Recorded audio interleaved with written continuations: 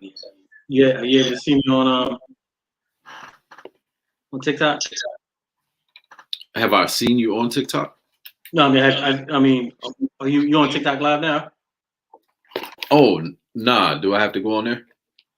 Yeah, we're going because we got IG going, we got TikTok rolling. So. All right, let me see how this go. Let me so I can come off of this and it's all good. It's gonna keep me on. Which one? On Instagram. No, it's one or the other. Okay, which one are you on right now? I'm on IG right now. Okay, yeah. Word up. Okay. Yeah.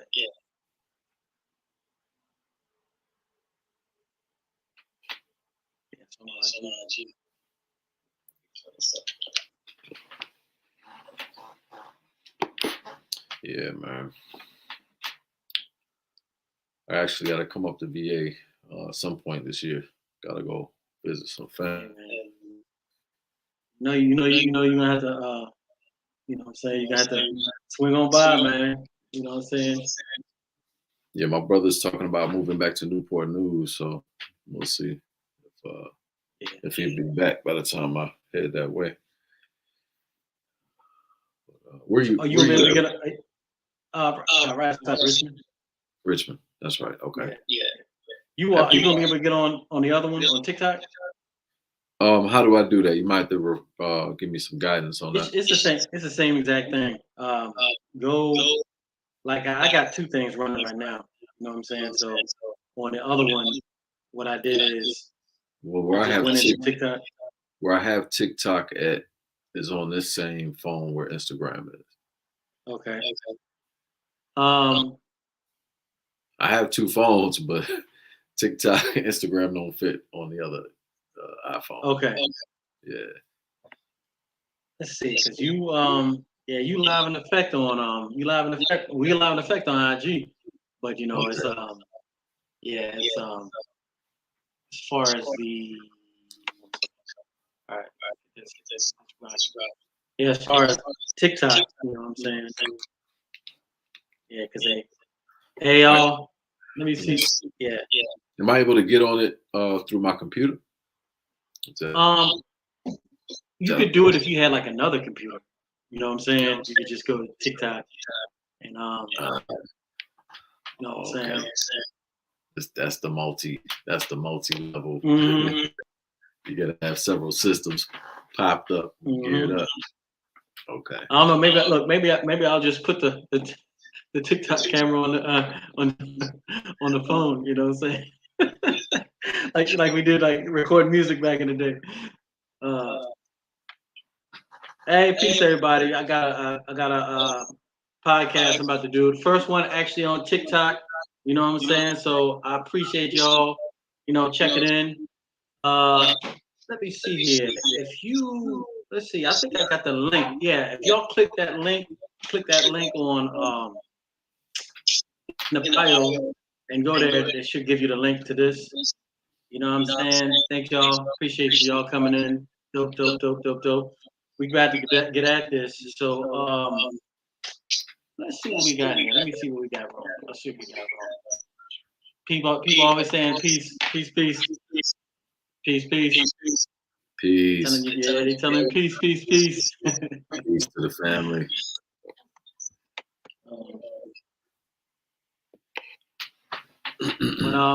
But you ready to get this going? Yeah, man, my brother. Whenever you're ready. Okay.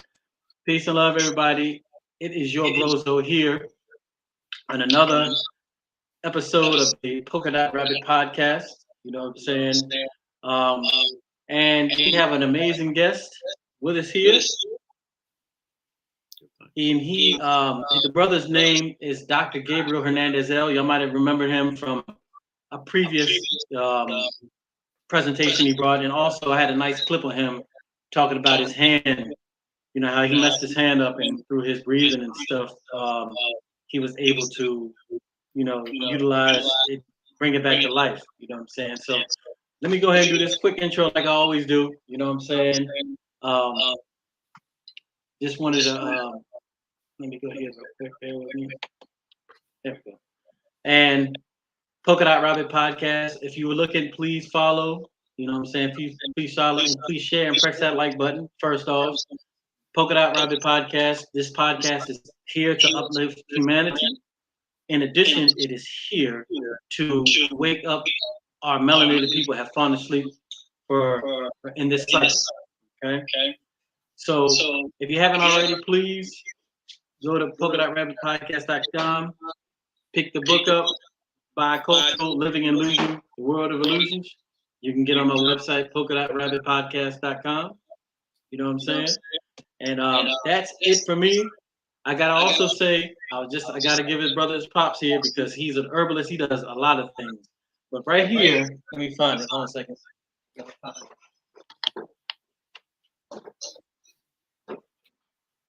He just said, I just got this from him. Y'all can see. It's my family. He made this. Him and his wife made this. It's a detox. You know what I'm saying? It's a quarterly detox. And this is the first time I've ever done it with him. And it was easily one of the best detoxes I've ever had. Smile family. You know, see that? Pharmacy, Smile Pharmacy. And he can talk about that a little bit later if he wants, but we got something, some important stuff in. I ain't going to say much here because he's got a presentation I'm going to do. I'm going to hand it over to him and, we're going to let it roll. So, here you go. Well, I appreciate that, brother. I definitely would love to make this like a dialogue session too, because I know you, the reason why you brought it to me, you had a lot of, you had some questions regarding this, and this is like a real hot topic right now, especially, depending on where your circle exists. This is a real hot topic. And, so when you brought it to me, probably a month and a half ago, I said, yeah, man, I'd love to do that, and just give my portion of understanding, share my 2 cents, which really isn't even my 2 cents at the end of the day. I'm just bringing forward what the scholars have laid down, what the archaeologists have found. That's really it, and so, I've been doing some of that research for quite some time now. So, I do have several slides that I can go through, but I kind of want to really address it as a dialogue and, get through your questions on the floor.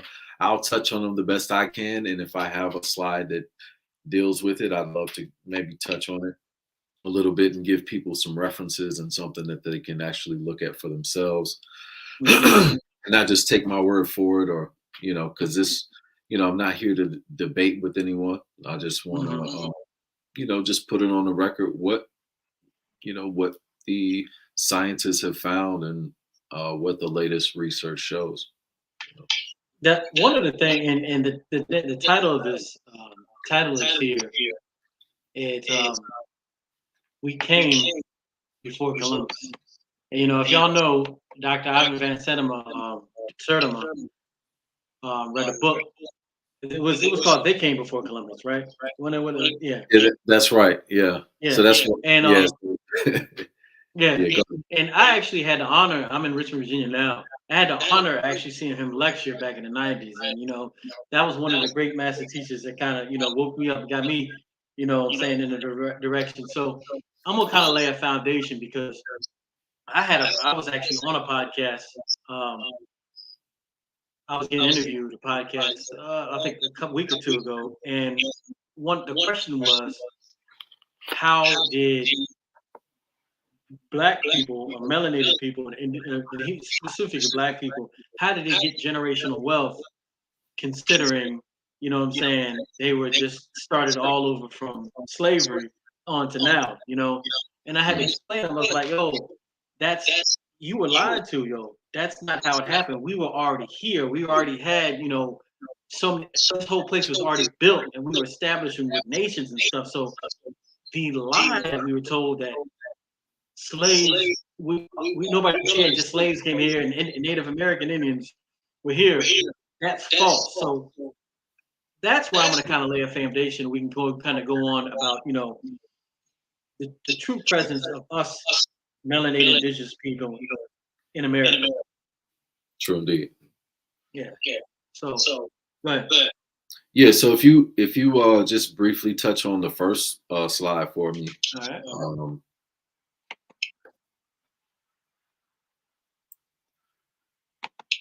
Actually, I guess it would be the second one. That first one was dope though. Yeah, man, you did a great job on that. I'll be honest. So yeah, that first slide, as you can see, they came before Columbus, which you just mentioned, right? The African Presence in Ancient America by Ivan Van Sertima. This is a cold piece, as they say. Each chapter is dedicated to various points of fact. With documented history. Ivan Van Sertima's books are great sources for bibliography. So if you want to dig a little bit deeper, you can find out where he got the information from. Just look at the bibliography and boom, it's right there. So this is not stuff that he's making up. There was a time where he did face a lot of criticism in the world of scholarly work, right? He was ostracized at points because his point of view did not reflect what the status quo of the time was as far as the historical narrative is concerned. So, it wasn't until much later, I think we as a community in the 80s, I think it was really strong in the 80s and into the 90s, where we were having these lecture circuits. In these lecture circuits, we would have, different scholars, different, people that we now today call the master teachers, respectively across the board. You got Dr. Ben and, Henry Clark and Ivan Van Sertima, Amos Wilson, and it was a whole lot of brothers doing some good work and sharing some information and enlightening brothers and sisters, and really putting people on to information that they might not have come across otherwise. So Ivan Van Sertima definitely falls into that criteria. So I would definitely implore anybody to just look at that work and see what you can glean from it. All of his works. He did a lot of work with Sister Dana Marnici. She's written some chapters and done some research for him. I am in contact with her, and I send her messages from time to time. She's a very just a regular person. She's and she's really sweet. So she if you have questions, she's definitely the type of person that doesn't have a problem giving you her best answer on the topic. And I'm thankful for that, to have people like that who are considered the top ethno-historians on the planet, on a specific topic, which is our people and our history collectively and specifically in certain areas of expertise. But yeah, she's amazing. She's but yeah, so if you go to the next slide, I don't want to belabor the point on slide. Just briefly, the next slide and the slide after are two books that you can look at. So this one, The First Americans Were Africans, by David Imhotep. And also you got African Empires in Ancient America by Dr. Clyde Winters. So these are two other really good sources of material, research material that you can get valuable information regarding our presence in pre-Columbian America, right? So this is kind of like laying the groundwork, laying the foundation for understanding, for really developing a different lens than what has been painted, the lens that we've been given through traditional American history, right? Exactly. because it really only requires just a little bit of digging under the surface. And you can go to the next slide. Just a little bit of digging under the surface to really reveal, it's really there. So yeah, if you go to the next slide, you'll see kind of what I'm talking about. Next one. Yep, no, that's it right there. Or that one too, or that one. It kind of doesn't really matter, Which one? Yeah.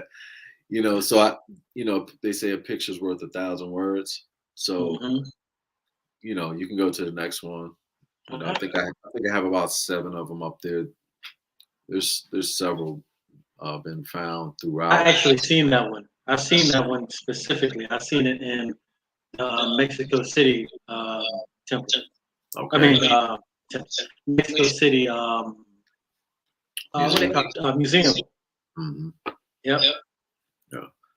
So yeah, you keep going, keep sliding through them. This just gives you the foundation of some of the archaeological framework that we'll use to make a certain claim. These stones have been dated depending on who you're talking to. It can range anywhere from 900 AD all the way back as far as 2500 BCE. So there's different time periods, but what I think is key, of course, is we have to look at this as like these artifacts. This is real. These are not, how should I say, cookie cutter, duplicated stone carvings, right? Mm-hmm. Each one of these stone heads are individuals, right? These are real depictions of an individual. This is not, an abstract man. You know what I mean? Yeah. They're not the same. That's not Leroy over and over again. Specific individuals. I suspect, I've read some in some places where these are specific kings, generals, etc. That I really don't think is at this point what's important. But what is important is that these dates do coincide with, you could say definitely pre-Columbian, but even pre, it is, and I'm going to go into some slides later that are going to show where the Olmec or the She people are, or represent the original foundation for society in the Americas. Mm-hmm. And there's some other ancient sites that exist throughout South America that some of those dates are pretty astronomical as well. Mm-hmm.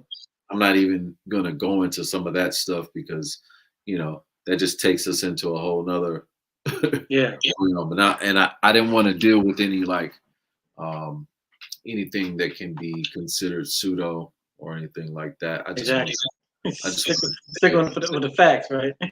Yeah, just stick with the simple facts. They have something called forbidden archaeology, which, when you start to go into some of the people that have been blackballed for some of their finds, and some of the actual, carbon datings that have been published, but have since been, shunned, as farce.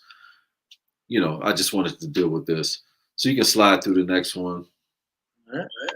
Yeah. I guess you know what I mean? Mm-hmm. So that really, look like George Floyd. That look like George Floyd. It does. Real talk. It does. So you know, this is real. You can skip to the next one. Again, I got at least 7 or 10 of them. This one is very interesting. You know, especially I didn't make the time to show all the different sides of this one. But apparently, this one shows a tassel, like a fez. Mm-hmm. But you have to look at it from all the different sides so that you can see how it's tasseled. But you can continue, go through those. Again, I just want right. You know, so look at how real it looks. You know what I mean? So like that's my Uncle Frank. Yeah. So a lot of these also, and I didn't put it on here, but on the back of a lot of them, there's braids like cornrows. Mm-hmm. I seen them. Yeah. Coming out the helmet. Yep. So you know, you can skip to the next one. So you know, that was really to make that as a statement. You know, if we're talking about the oldest civilization in North Central South America, existed in Mexico, in Belize, in Honduras, you know, possibly, you know, in other places, Ecuador, Panama, maybe. So we have to look at all of that and we say, okay, these people, it's clear who these people are. They left depictions of themselves. This is not, they're not going to leave depictions of others, right? So that would be my first place to kind of make the claim, you know, of coming before Columbus. And it's not, it really, it's not all about coming before Columbus like that. It's like that, you know, on an elementary level, that has to be addressed, right? Yeah, but, exactly. You know, beyond that, yeah, but it still has to be rectified, you know, because, you know, it is something that still exists within people's mind state. You know, what people don't understand is that Cristobal Colon was actually a merchant seaman since he was 14 with the West African Moors. So he had been sailing with those Moors long before he came to Spain asking for some ships and some money. You know, so he already knew. And, you know, anybody who's done any kind of archaeological research dealing with the Moors, especially with the Moors in Spain, you know, more than likely you have a clue that there were golden globes found in Spain circa 800 BC, or I should say CE, excuse me. So 800 CE kind of era, you know, we're talking about golden globes while Spain still believed that the world was flat, you know. So this is, you know, these were seafaring Moors, you know, that had already circumnavigated the globe. So they didn't no longer have flat, you know, flat ideology. They understood the shape and they had already, you know, done their thing. So they had already mapped the globe at that time. So he had been exposed to that, is my claim. You know, that's the facts, but it's my claim that that's why he ran the story that he did to Queen Isabella. That's not something that he really ran past. You know, the story is about India and trying to cut across and, you know, coming back around India. But he had already been in that water. He already knew where the Moors were. You got to look at the time period, 1492. That's when the last Moorish stronghold was defeated in Granada. The Moors were on the run. They were trying to get out of there because they were murdering. You know, it was like off with your head time.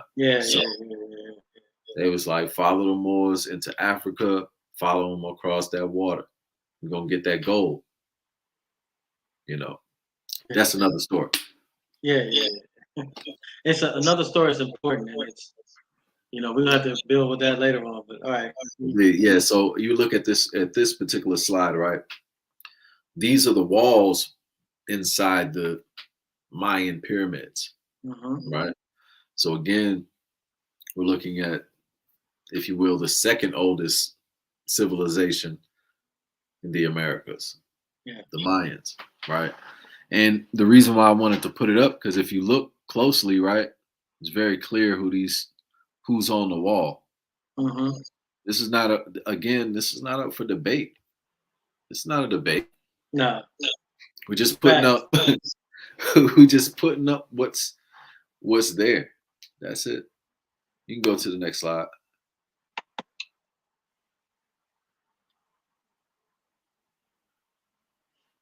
Again, we're just looking at the original people here. That's it. We're just looking what interests me about this picture is that, like, when you go down to what is it, Mardi Gras, when you go to some of these other festivals that happen of the Caribbean, this garb looks very similar to what you see out there. That's right. You know what I'm saying? And not only that, but in addition to what you would call Native American, most people call Native American Indians here. It looks like the same stuff. Yeah. You know, I'm glad you said it like that. You know, a good friend of mine who is the head medicine man for the Muskogee, and he's also a medicine man for the Cherokee. He's also the head storyteller for the Muskogee and Cherokee Southern Band. And he had the opportunity to spend some time with Credo Mutwa in South Africa. And so, you know, when he got back, he's telling me the stories and stuff. And he was telling me one story about when he went to do ritual with them, to go dance and sing. You know, he said he brought everything with him, his feathers, his headdress, everything. He said he's all dressed and he goes out, meets everyone. And he's like, man, we're wearing the same thing. Yeah, exactly. Right. And so he's Muskogee, and Cherokee, and he's literally wearing the same garb as the Zulu, the same headdress, same feathers. Yeah. So, you know, that's the connection. You don't gotta make something up. You know, he didn't have to make nothing up. This this one of the elders. You know, he's happened to be visiting out there, and you know, that's some of the word that he brought back. But you're right, when you look at what they're wearing, it's like very obvious. You know, I mean, but look behind you, like behind you, it's like you know what I'm saying? It's like, what's the difference? You know what I'm saying? Yeah, notice they're wearing leopard skins, right? Yeah. Just like in the Nile Valley when they were wearing the jaguar skins. Jaguar skins. There's a similar loyalty, correct? I mean, royalty, right? That's right. I mean, there's definitely familial connection. You know, yeah. We're gonna get into that. These are right now. I'm just showing some pictures. We'll get into some. IG and Yardstream. Just so you know, we couldn't connect. Hold on a second. We couldn't connect with TikTok. I'm still gonna let it run anyway. But we on IG and Yardstream on YouTube. Yeah, just put in anywhere. Polka Dot Route Podcast. You know what I'm saying? We streaming live on YouTube right now. And also IG. Go ahead, bro. Somebody was asking comments, asking questions. Oh yeah, no worries. Skip to the next slide for me, brother, please. All right.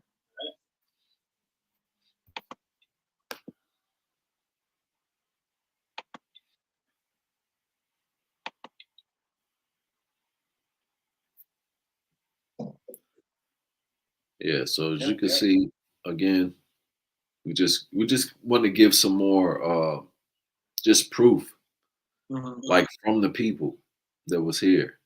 You know, what speaks louder than that? You know, we're gonna get into what the scholars say.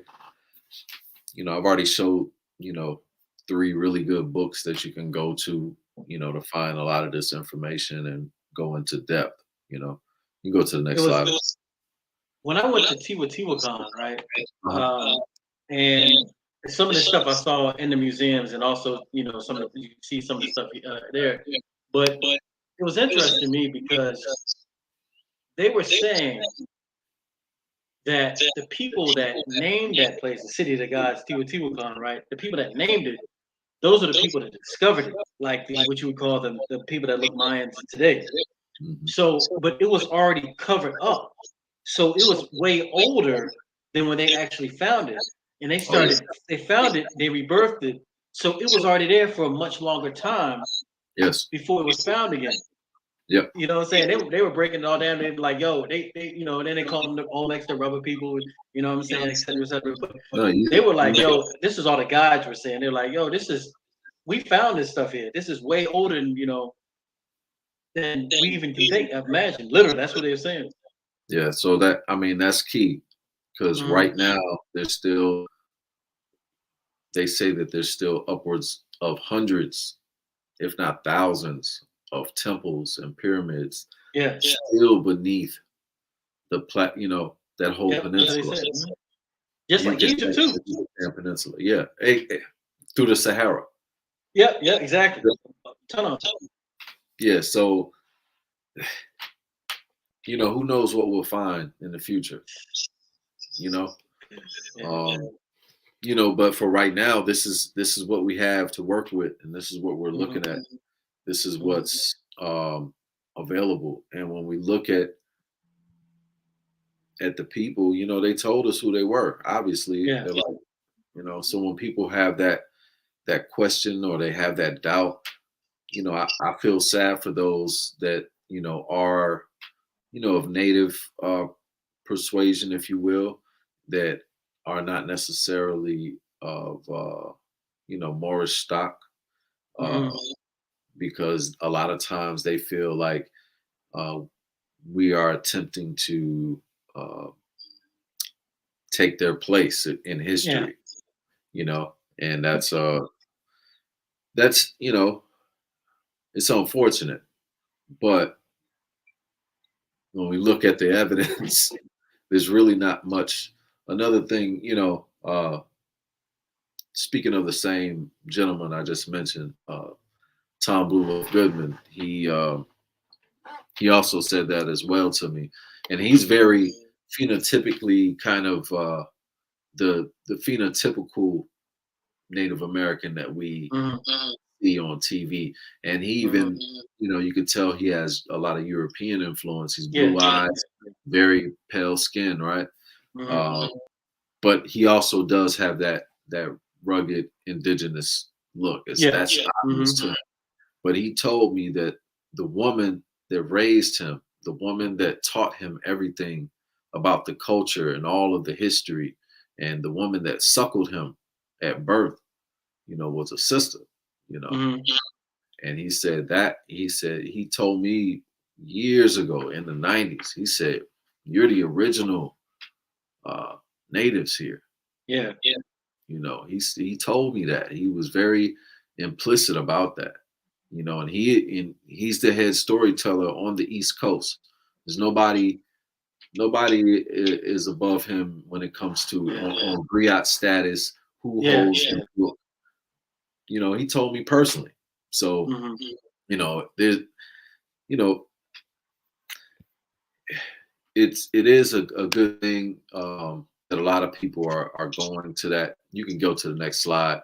A lot of people are embracing, if you will, their indigenous side, if you will. Let me jump into this real quick. So it says, so this is a mound in Ohio. So you can go to the next one. So I'm just going to show some of the mounds that exist. So this is supposed to be the people who were related to the Mayans, potentially, Yeah. So you can go to the next one. Oh yeah. And then hit it one more time. Reason why I wanted to touch on this one, this is the Serpent Mound in Ohio. This is it's key because whether we're talking, whenever we're talking about ancient societies and cultures, uh, the serpent is always very prevalent, and the serpent and the dragon has always historically been a symbol that we've used to represent ourselves, and has been represented by others on our behalf. Yeah. For us, Um, so, a lot of people will tell you historically that in Europe, some of those stories about dragons were really about Moors, Yeah. just some of the, Well, I mean, even that time we were sitting in the back of Sadiq's and we were talking about the book Dr. York wrote called, what is it called? Let's Set the Record Straight, Yep. We were talking about that. Truth be told, I just like I read the Ivan Van Sertima stuff before, but I never, until I read that book, I never really made the connection between Africa, Moors, and Native American. I never made the connection until I read that book, because when I read it before, when I read other stuff, it always had a different tone, and it never brought the pre-American modern day civilization aspect into it. You know That's what right. I'm saying? Yeah. And well, I'm gonna let you keep on rolling. That's one thing I want to like kind of build on later. No, you're in a good spot because I'm talking about mounds. You can go to the next slide, and I'll build on that a little bit. Yeah. Because shouts to Doc on that. He definitely that was a banger right there. Eagle Rock Mound, Eagle Rock Mound, yeah. Yeah, skip to the next one so you can see that one. Actually, Did you ever see the Eagle Rock Mound? Yeah, I visited Eagle Rock. I visited the land. I met Dr. York before. Oh, you're in Tamaray? Okay. Yeah, I've been to Tamaray. I met Doc. Was introduced to him by one of his original bodyguards, who was a friend of mine. Okay.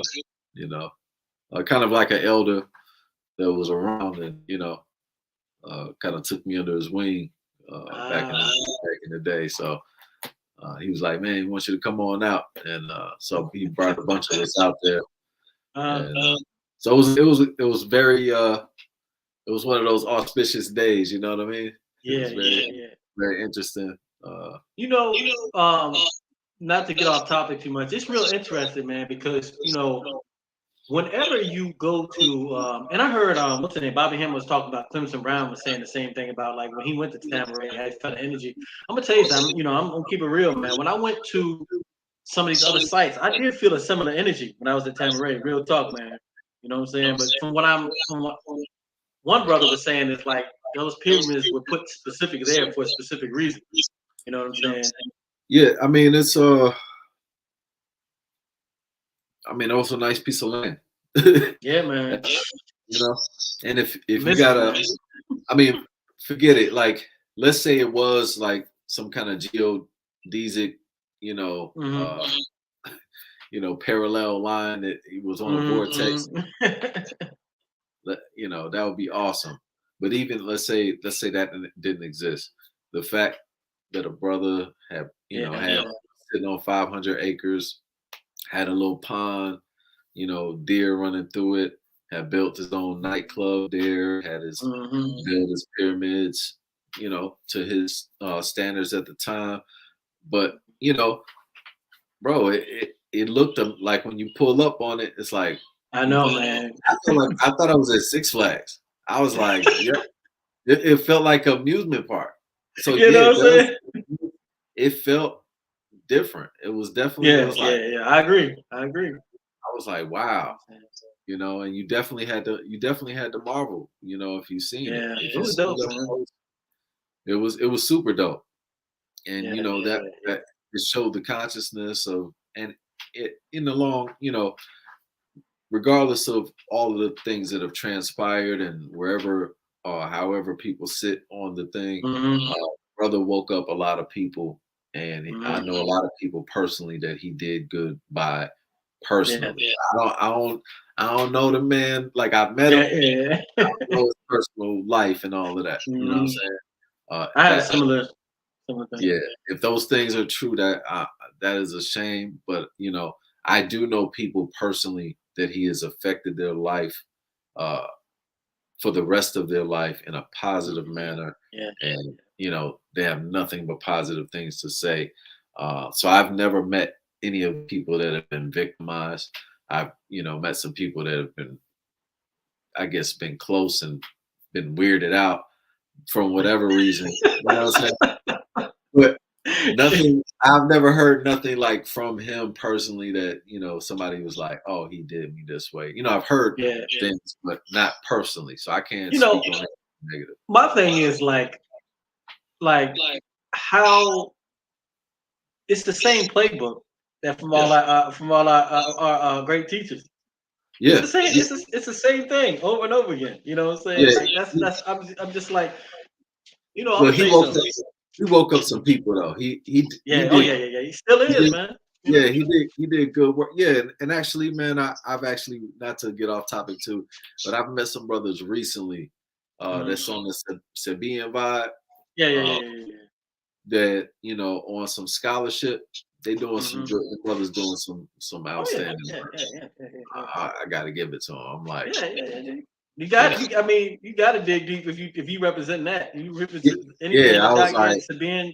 You gotta. You can't be making yeah, nothing up. When if a man said, "Check, don't believe me, we check it out," then. But I wanted to talk about it. This right here almost looks like a ziggurat.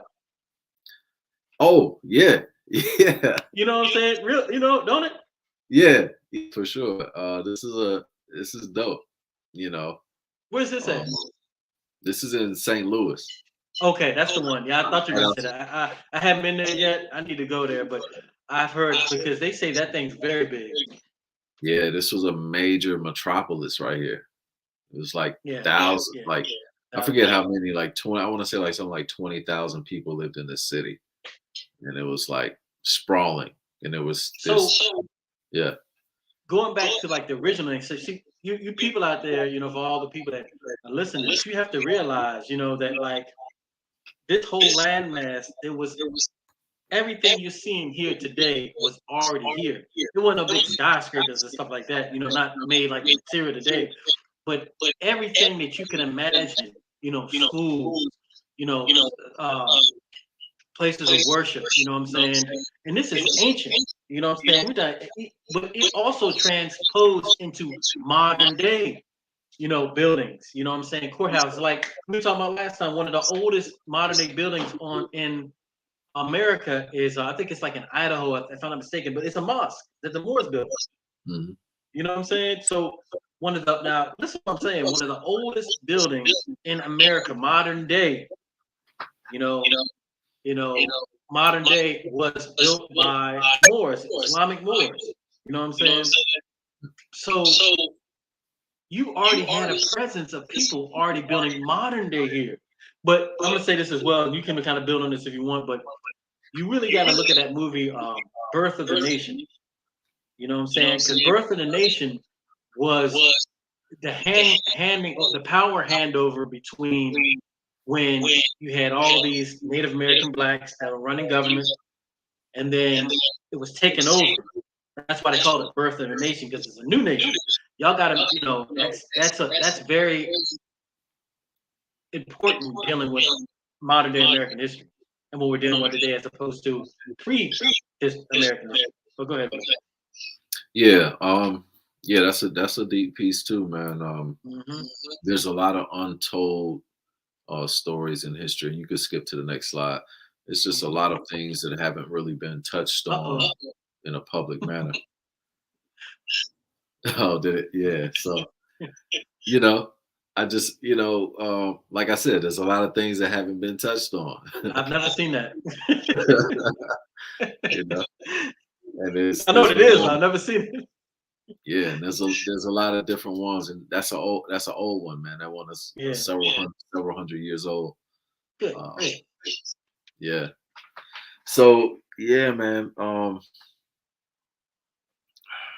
That's all you can really say is that a lot of what we've been taught, and we can see that that's becoming like almost like the mantra in the community, especially the community that is, seems to be waking up and becoming, conscious and aware of things, which is good to see, because it reminds me of a piece of the '90s a little bit.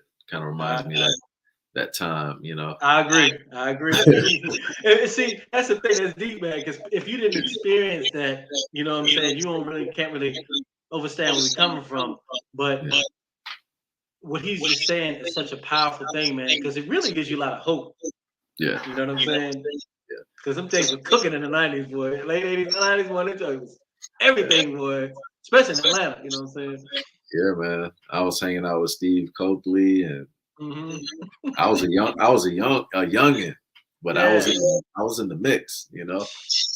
I'll be with Khaled one day, I'll be with Steve the next. Like it was wild, man. And All the Steve, heavy hitters.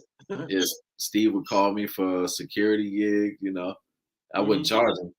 I just, it's Steve, so I'm showing up, I'm soldiering up. Like, let's go.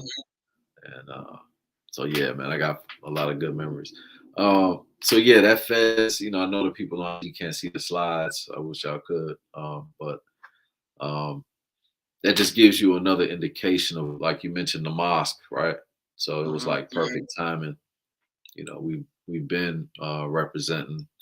There's evidence of, Muslims in America as early as 700 CE. Uh, so it almost couldn't like uh, at the same time as modern Islam is being founded, you're finding Islam in America. Exactly. And there's a lot of other artifacts, but like you mentioned, some of the oldest buildings. There's even a map, which I didn't put on here. It would have been a night. I did think about it, but I actually forgot to put it on. A lot of people, especially in like the Moorish community, like to, some stuff. A lot of people like to exaggerate stuff, and I like to pull the reins back. I like to pull it back a little bit. Come back to reality. You bugging, you right? Like saying America is Morocco and all this kind of stuff, which it sounds good, man. You start playing with the words, it's like sounds like you on some super mathematical, but and that's all fine and good, and I get it, and I like the wordplay, and it makes you feel good, right? But in reality, that's not it. But what you can find is that there were places, pre-Columbian times that were known as Morocco over here. They were like little towns, like the town of Midakau in Florida. It's like Morocco right there, and the French terminology is Midakau. And so there's a map that I have. I want to say it's like 1534 that shows a Morocco, basically a town of Morocco in Florida, but there's other towns around it that are different names. So calling a whole thing Morocco, because and you're linking some of Noble Drew Ali's writings and kind of stretching that to make it kind of fit, and if you don't know any better, it does sound really good, and they can definitely. And there's enough truth strewn in where it sounds right, and they don't, but and that's cool, but we got to keep it real. You go to the next slide. I'm gonna do a little bit of reading, so people on IG bear with me. Some people insist that Africans couldn't have made it to the New World. First, simply because they didn't have the skill and resources to sail across the Atlantic. As it turns out, that's completely false. Historians have discovered evidence that suggests Africans were masters at building ships and that it was actually a part of their tradition. Shipbuilding and sailing are over 20,000 years old in the Sahara, and cave wall paintings of ancient ships were displayed in National Geographic magazine years ago. With those shipbuilding skills, and the navigation skills that were noted by other historians of the time, the myth that Africans wouldn't have been able to sail to the New World becomes officially debunked as Dr. Julian Whitewright, a maritime archaeologist at the University of Southampton, explained the voyage from Africa on ancient ships was quite a plausible undertaking based on the capabilities of the vessels of the period and historical material stating it took place.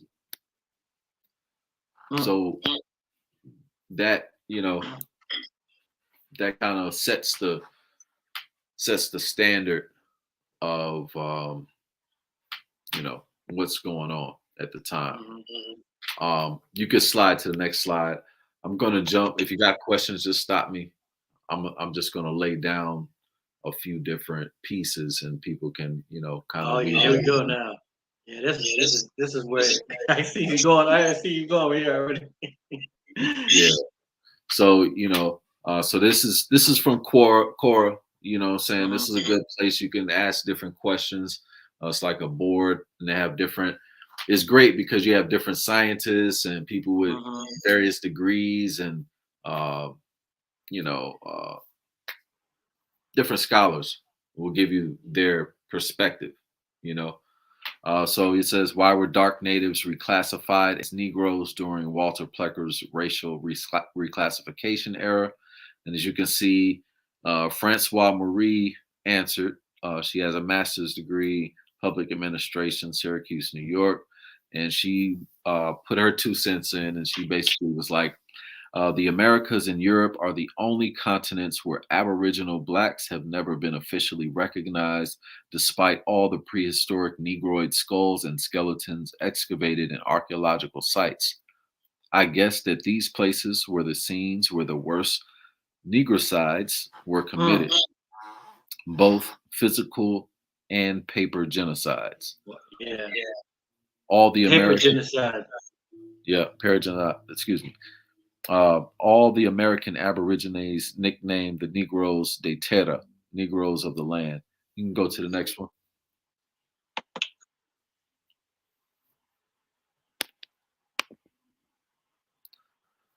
I'll start back on that second paragraph there. All the American Aborigines nicknamed the Negroes de Terra, Negroes of the land, by Spanish conquistadors were reclassified as sub-Saharan Negroes brought from Africa on slave ships. The sub-Saharan Negroes were called the Negroes de Guinea, Negroes of the Gulf of Guinea, by the Iberian slavers. So why the reclassification? The fake Negro stereotype only being found south of the Sahara is one of the most powerful tricks used by European slavers and invaders. It has enabled them to claim Black free lands, to grab and own them as their ancestral lands. It also served another purpose, that false claim to ancient civilization in North Africa created by North African Caucasians because they did not fit the Negro stereotype. There is not just one African look, including among Black Africans. There are millions of unmixed Africans with elongated faces and sharp features, including in Sahara regions. Countless of them are straight-haired. They carry the E1B1B also found in southern Africa among the Maasai of Tanzania. Go to the next slide. So if that wasn't clear, basically it was just saying that they basically have been pulling some tricks, and at the end of the day, these are the same people, regardless of where you find them. It's the same people down to the DNA strand, right? So this goes a little bit deeper into the same person. So how long did this is from the Washington Post, by the way, right? So I didn't make this up. I'm not pulling this out my hat. How long did white supremacy still threatens the future of Virginia's Indian tribes? And again, we're dealing with Plecker, right? and we're gonna go. Hold on, let me back up a little bit. I gotta make mine a little bit bigger because I don't know if you. I don't think you can see it on where because it says we came before Columbus, but I need to make mine a little bit bigger. Let me see. Okay, it says Walter Plecker's goal as Virginia's register to vital statistics was to ban race mixing and declare that there were no true Indians left because of marriages with blacks. Richmond Times Dispatch. So this is how that reclassification was basically substantiated by Plecker. And if you go on to the next slide, you can actually see like one of the main documents dealing with that. And I'm not going to read that, but people can, you can go online, you can find that, or you can screenshot it and blow it up and read it yourself if you'd like to. But it basically gets into the details behind Plecker's plan and how he, used his eugenicist ideals to kind of twist, which they had already been doing, but this made it a legal way for them to take those who were Native, called Native American or Aboriginal, Indigenous. These people were now labeled black, just like the Moors were labeled black and put into slavery. So it's the same plan, and because it's the same people, it was easy to pull off. And I wasn't able to. I have a lot of stuff, and you could skip to the next one. I have a lot of stuff that I wasn't even sure where it was. Stuff I haven't pulled up in 5-10 years. That have more details on some of those things. But you can see. I read somewhere, just to kind of piggyback what you said. I read somewhere that they said that, realistically speaking, that the inhabitants, only 13% of the people, the black people in America, actually came from the slave trade. That pretty much all the rest of the people were already here. That could be debated or theorized. Yeah. Yeah. That number, we don't know. But what we can say, because there's some people that try to throw away the whole concept of the slave trade, like it didn't even happen. But that shows a lack of sound research methodology, in my opinion. Because it definitely existed. But what I can say to what you're saying is that among all the places where people were brought to from during the transatlantic slave trade, which, from my research goes back to 1492, because Cristobal Colon brought back the first set of slaves back to Spain when he came back the first time. So it started right there, 1492. A lot of people say 1619. That's they're almost 200 years too late.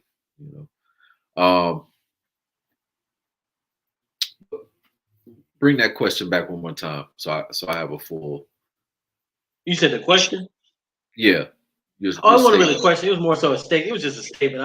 I just read somewhere. The main point of it all was they said that it was a smaller percentage of the original people here. Were already here, and only a certain percentage of the people in the slave ship. It was much less number as opposed to people already here. Pretty much. So that's what I was getting at. So I pulled it up for one of my partners not too long ago, which shows basically. You can pull up the stats. So for the records, now there was a black market that existed also. So there's numbers that we're not going to know about, right? But the record, it was about 600,000 or so brought. And I've seen even some places where they say 300 and something. But the record that I saw said 600,000. Now, if 600,000 came, and then you see numbers into the millions. Yeah. You know. You get what I'm saying? So it's Somebody doing some number scamming. Some number. What do they call that? When the I can't remember. I know you're talking about like fluffing the numbers or something Yeah, like that. yeah, exactly. Yeah, exactly. Like yeah, the, so like the what's the name deaths from the what's the name deaths from the sickness?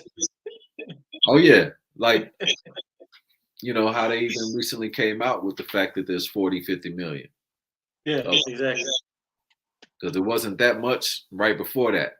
They were saying we were falling behind the Mexicans, and then all of a sudden, our numbers propped up. Yeah. But yeah, so you can see on this next one here, it's just kind of going a little bit further into the Pleckert conspiracy, if you will. And so Virginia Indians would be classified with the Negro race. So yeah, so there's something to it, you know. There's not just a you know, people aren't just coming up with this off the top of their head. There's a reason why all of our grandmothers are like we Chickasaw, we Cherokee, or we Muskogee, or Creek. I've heard that throughout my whole life. Or Blackfoot. Yeah. It's a reason. Okay. So don't throw what grandma's saying and off to the side as if she don't know what she's talking about, because she definitely knew what she was talking about. And don't give the people that wrote the books that much credit, because they just liars anyway. You know what I'm saying? Yeah, that's something I did want to touch on. So I'm glad you said that, because we have to deal with the there's specific people in the scholastic realm that their job is to hold back important information and to try to rearrange the narrative. When I was doing the research for this particular presentation interview, I was looking for a specific piece of information, right? And I know I had years ago, it was like very easy to find, right? And so I was trying to find it. I know I had it in a few places, but I couldn't remember where I put it myself. And I even went to somebody's page where I knew they had posted it before. I just could not find it. And so when I found it, the numbers have changed, right? I couldn't find really the original postings of it. But when I found it, and I should come up to it pretty soon. Yeah, the numbers were different. It was still more than, anything else that had been found, but they took it like, I was like, wow, okay. It's becoming a joke now, man, how blatant it is about just how blatant they're just trying to just lie and manipulate and try to rewrite history, a different way. Yeah, I was definitely I was surprised that I didn't think it was going to happen like that. Let's go to the next slide for me.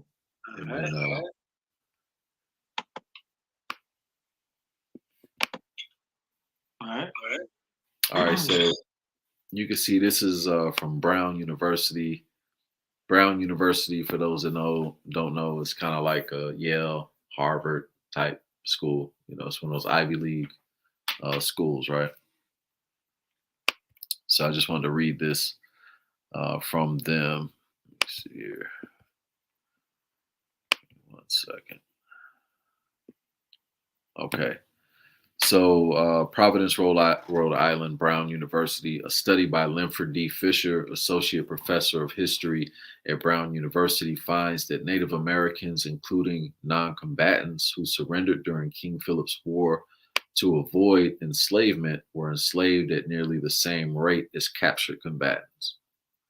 Native American slavery is a piece of the history of slavery that has been glossed over.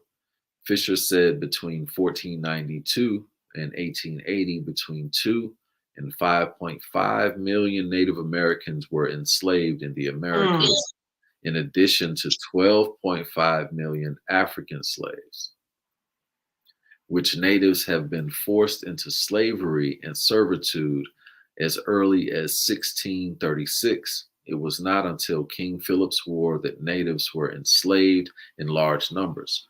Fisher wrote in the study, the 1675 to 1676 war pitted Native American leader King Philip, also known as, well, my thing is a little blurry down here. With Native American, let me see. Where you left off at? American leader King Philip, also King Philip, also known as Metacom, and his allies against the English colonial settlers. Thank you, sir. And then you can skip to the next one for me.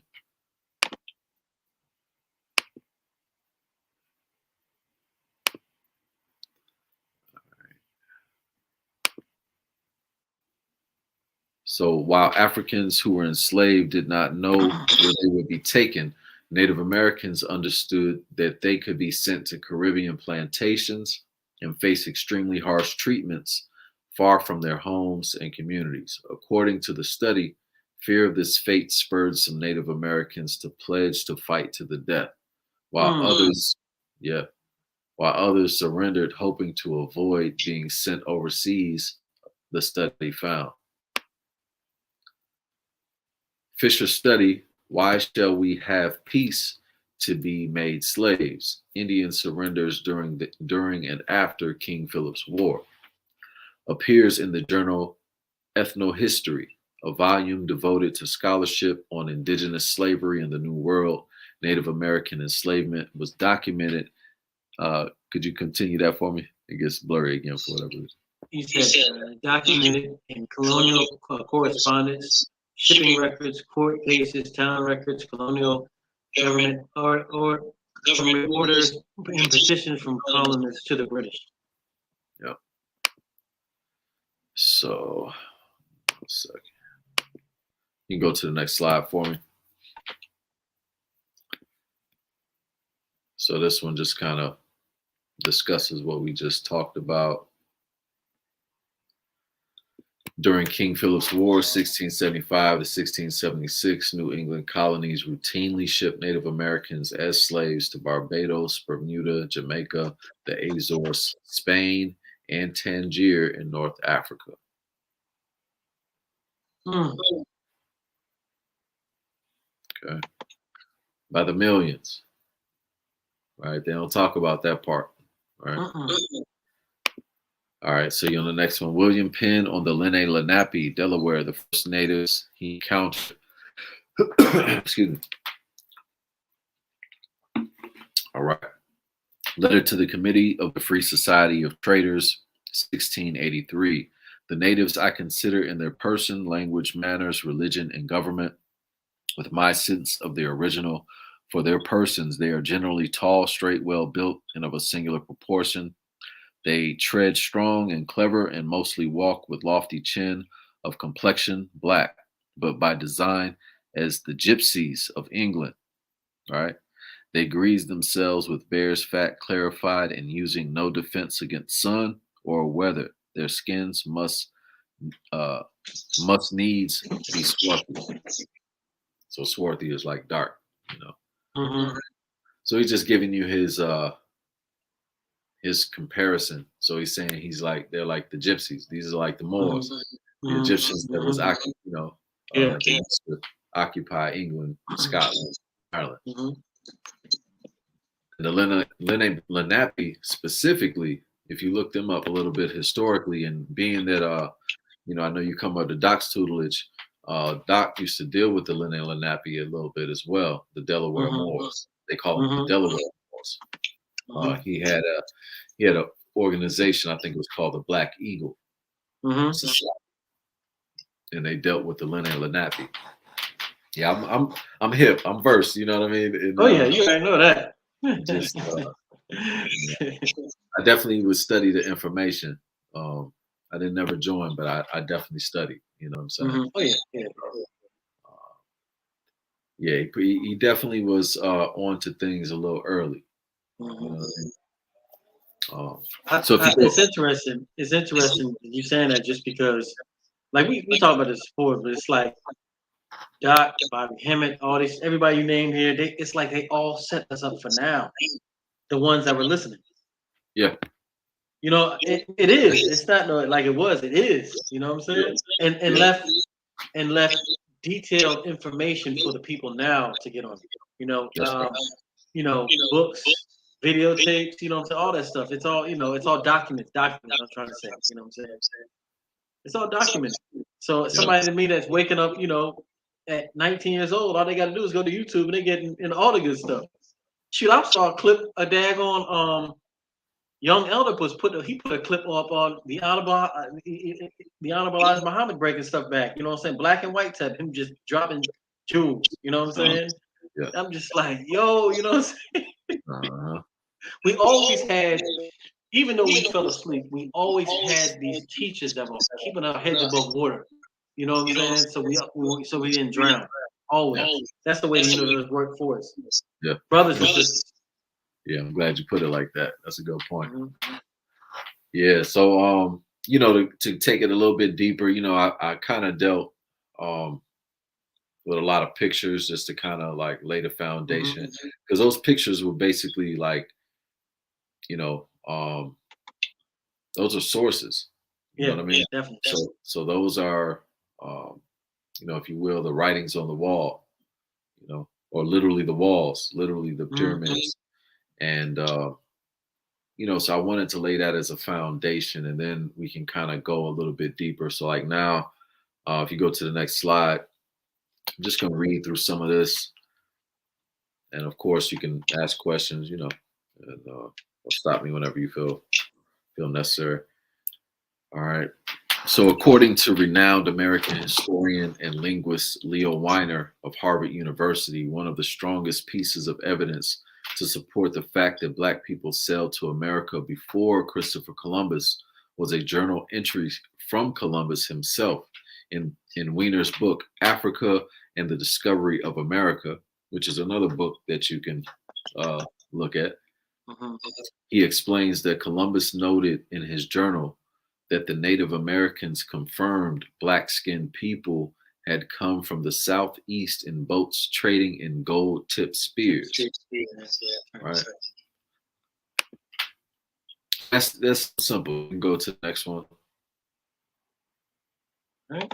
All right.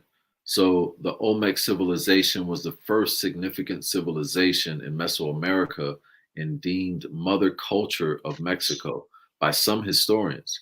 This civilization, dominated by Africans, is best known for the colossal carved heads in central Mexico that we've already looked at, that serve as even more evidence that Africans sailed to the New World before Columbus.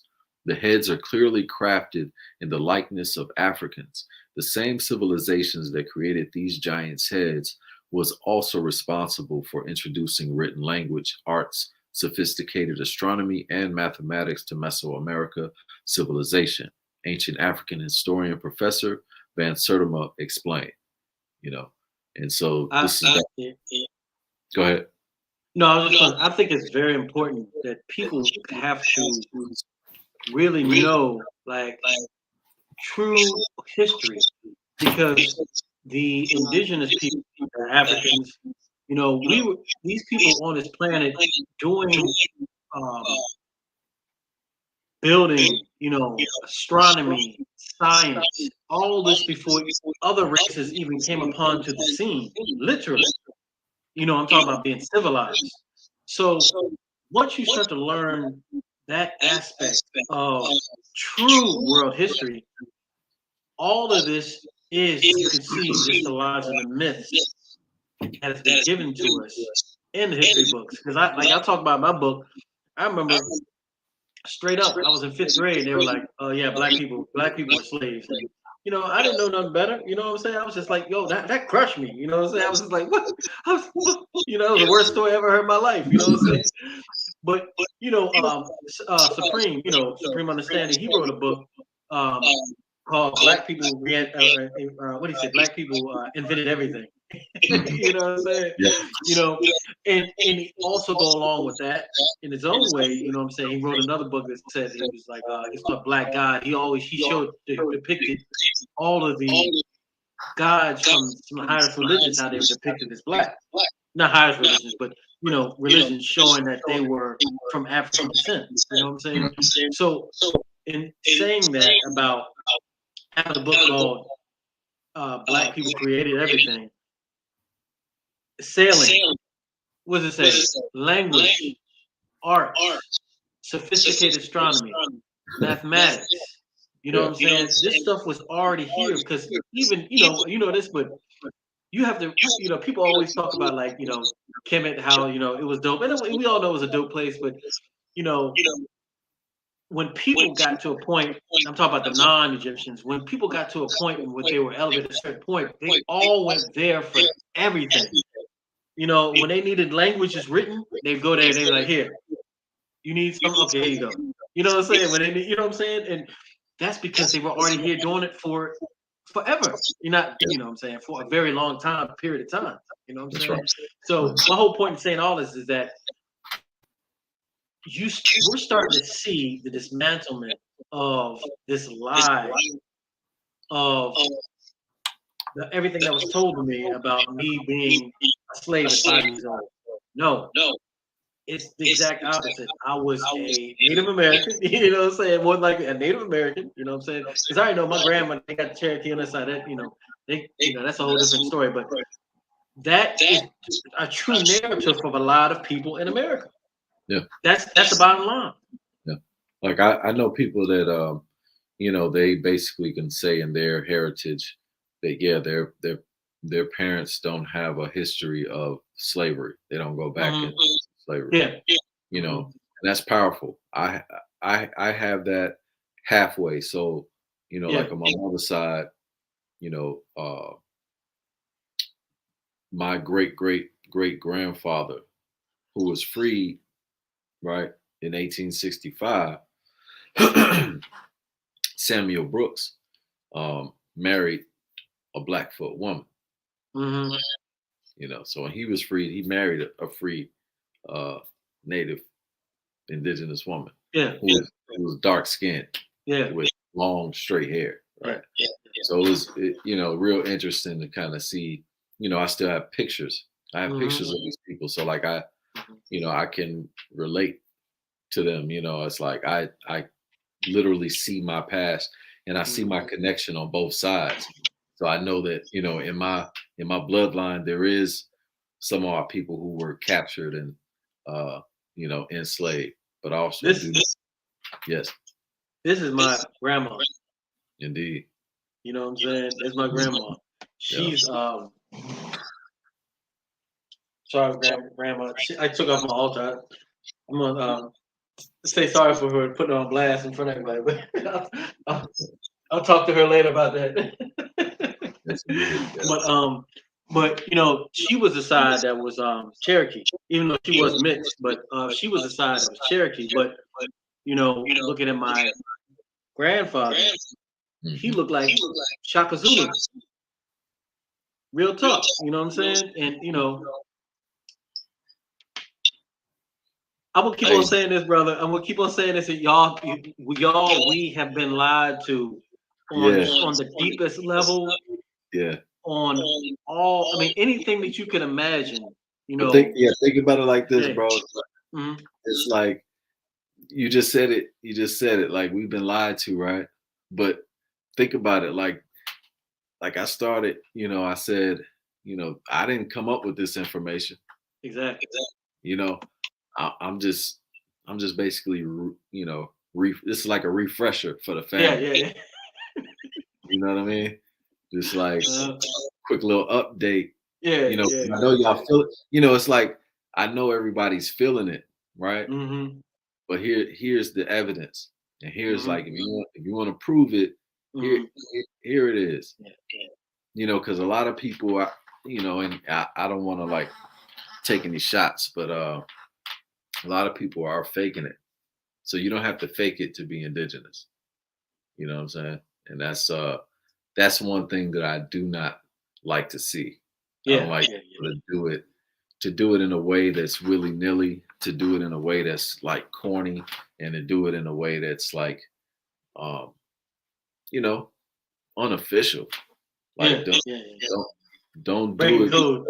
Yeah, don't do it because it's the cool thing to do. You know what I mean? Like do it because it's your family lineage and you want to like, you know, that's whack, yo.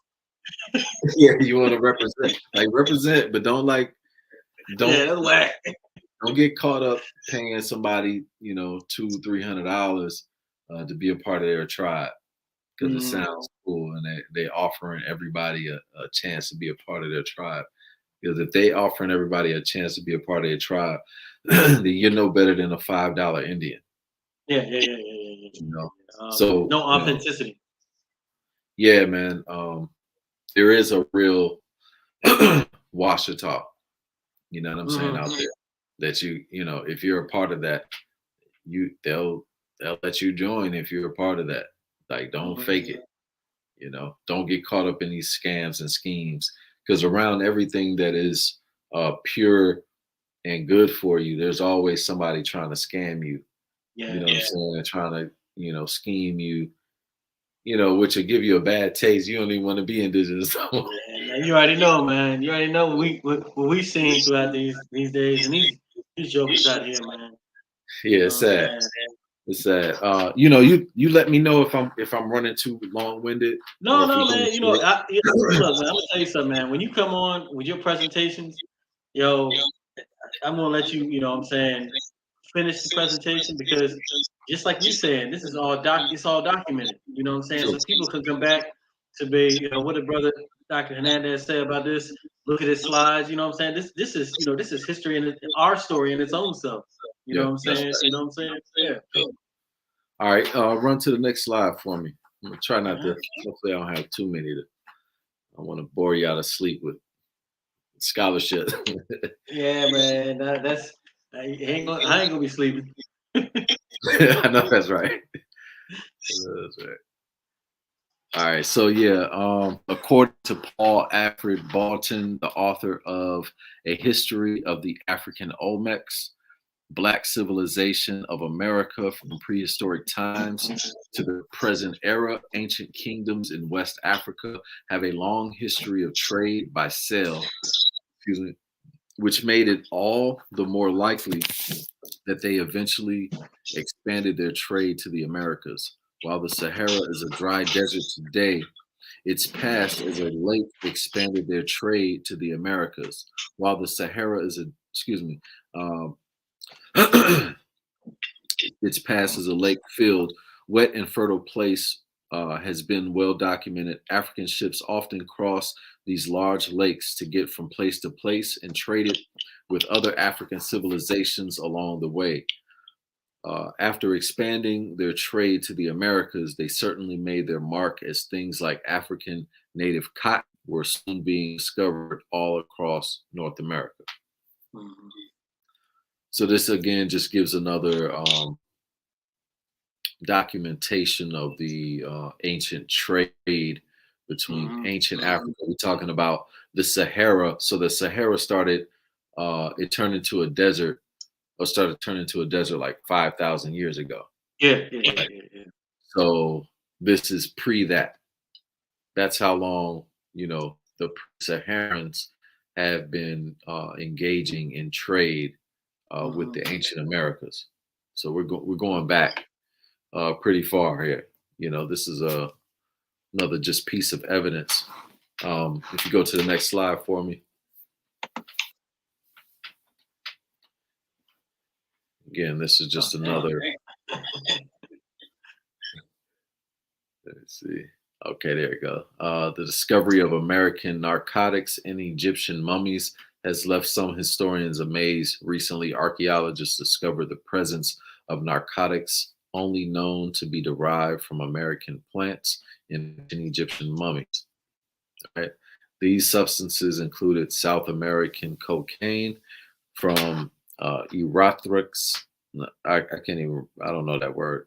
Erythrocylon and nicotine, right? So it's tobacco and cocaine. And from Nicotina tabacum. Germane toxicologist, what does that say? Svelta. Sveta. Balanova. There you go. Reported the findings, which suggest that such compounds made their way to Africa through transatlantic trade that would predate Columbus' arrival by thousands of years. There you go. All right. Go to the next one. All right. Basically, when we read this one, to save your voice. Yeah. If you could, that'd be awesome. All right. For years, Eurocentric archaeologists have largely turned the other cheek when it came to discovery of artifacts from ancient Egypt being discovered in the Americas. According to Dr. David Imhotep, the author behind the book "The First Americans Were Africans," documented evidence Egyptian artifacts found across North America from the Algonquin writings on the east coast of the artifacts and Egyptian place names in the Grand Canyon are all signs of an early arrival in Americas by Africans. This is also paired with much earlier account of Black people with incredible skills at sea back in 444 BC. The Greek historian Herodotus wrote on King Ramses III, leading a team of Africans at sea with astounding seafaring and navigational skills. Together, both accounts would point to Africans sailing over the New World before Columbus. So again, just more evidence, Go to the next one. So on this one, it basically gets into constructing pyramids was a highly specialized and complicated task that took the ancient Egyptians a lot of time to master in ancient Egypt. There are signs of progression from the original step pyramid of Djoser to the most sophisticated pyramids that now stand at Giza. According to historians, it would be impossible for any group of people to have built these same complex pyramid without going through the same progression. Professor Everett Borders noted that the presence of completed pyramids in La Venta in Mexico, but the unusual absence of any earlier forms of the pyramids, according to Borders, it's a sign that Africans have already mastered the construction of pyramids in Egypt, sailed over to the New World, and constructed these dual-purpose tombs and temples in the Americas. Okay, you can go to the next one. I just wanted to. I got this. Yeah, that's all right. There have been many instances of archaeologists discovering skulls and skeletons that they believe clearly belong to people of African descent. Polish professor Andrzej Werninski revealed the discovery of African skulls at Olmec sites in Tlayachico, Cerro de las Mesa, and Monte Alban. Even more African skeletons that would clearly predate Columbus' arrival in the Americas were discovered throughout Central America and South America, with some even being unearthed in what is known as California. That's right. So yeah, it just continues. It continues. Read another one. The similarities in Native American and African religions also suggest that Africans had to have had early contact with the Native Americans by sailing to the New World before Columbus stumbled upon the Native Americans' land. There were prominent figures of deities with dark skin and coarse hair throughout their religion. Today, many surviving portraits reveal these deities who were clearly crafted in the likeness of Africans. Historians also point to wall paintings in caves of South America that depict the ancient Egyptian opening of the mouth and cross libation rituals. So again, you know, the truth always comes to light. Yeah. Sometimes it can be hidden for a while, Yeah. but not for long. Exactly. You can actually you can skip the next one if you like. Um, this just shows the one that you skipped. Basically, it was just talking about saying that Christopher Columbus wasn't the only European explorer who made note of the African presence in America. There's many others. Historians revealed that at least a dozen other explorers, including Vasco Nunez de Balboa, also made record of seeing Negroes when they reached the New World. The account match up with the reports of the natives in Mexico. Nicholas Leon, an eminent Mexican authority, recorded the oral tradition of his people and ultimately kept track of a key piece of evidence that Black people made it to the New World far before the European counterparts. His reports revealed accounts from natives saying that the oldest inhabitants of Mexico were Black. The existence of Blacks and giants is commonly believed by nearly all of the races of our cell and their various languages. They had words to describe them. There we go. I'm trying to catch up with you. Trying to see where you're at. Oh man. I can go back a little bit. I'm at radio. Let me go forward a little bit.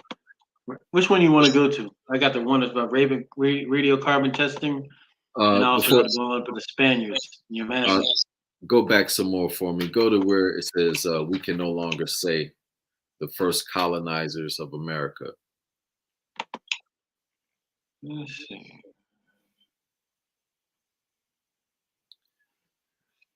Probably right before. Right before. Okay. Yeah, maybe. One more. Oh, here we go. Gotcha. Okay. Yeah, we can no longer say that the first colonizers of America came from the north of Asia, as previous models have proposed, said Dr. Walter Neves, an anthropologist at the University of Sao Paulo, who made the initial discovery along with the Argentine colleague Hector Pucerarelli. The skeleton is nearly 2,000 years older than any skeleton ever found in the Americas, and it does not look like those of the Amerindians or North Asians. The skull is that of a young woman nicknamed Luzia, who is thought to have roamed the savanna of South Central Brazil 11,500 years ago. Even more startling, a reconstruction of her cranium undertaken in Britain this year indicates that her features appear to be Negroid rather than Mongoloid, suggesting that the Western Hemisphere may have been settled initially not only earlier than thought, but also by people distinct from the ancestors today's South American Indians. Mm-hmm.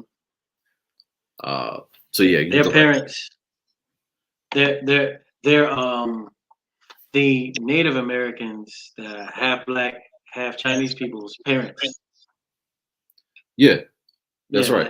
The mixture of the Native Americans with the dark skin, the straight hair. Yeah. When the Africans that mix with the Chinese, their parents. Yeah, man. Chinese. You see it all over like social media these days. You see a lot of different posts talking about their, the original Chinese being African. Yeah, I've seen that. And even if you go into Chinese history, you'll find that their original, empires. Yeah, empires. I read that too.